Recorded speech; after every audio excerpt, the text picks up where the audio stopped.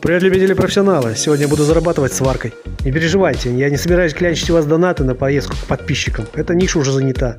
Ну а чтобы заработать побольше и порадоваться результату, я просто буду использовать отходы 40-го профиля. Не постесняюсь нагнуться и поднять кое-что с пола. Добавлю немного профильной трубы и обрезки досок.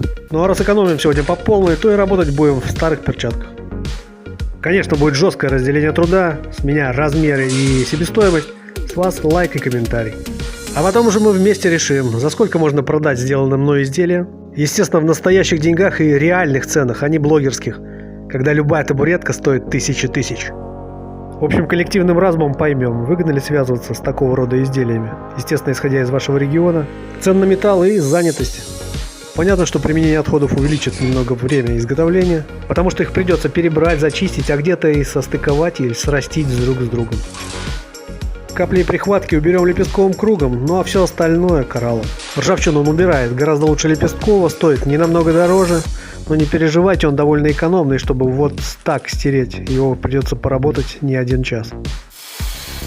Ну а пока нам просто необходимо нарезать материал и сварить 3 одинаковых прямоугольника с размером сторон 640 на 480 мм. Заполнение у них будет немного разное, хотя что я рассказываю, просто смотрите.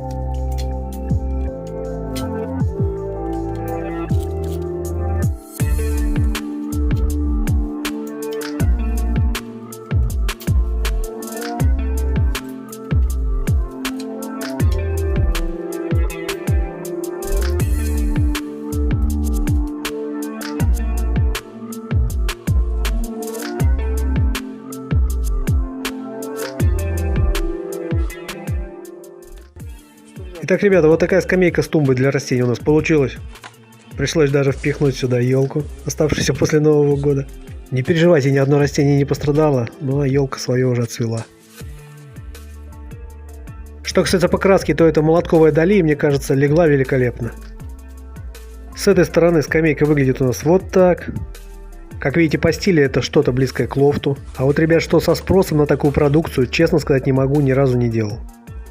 Сказкам про страшный ажиотаж вокруг мангалов в стиле лофт я особо не верю. Поэтому и огромных очередей за такими скамейками я тоже думаю не будет.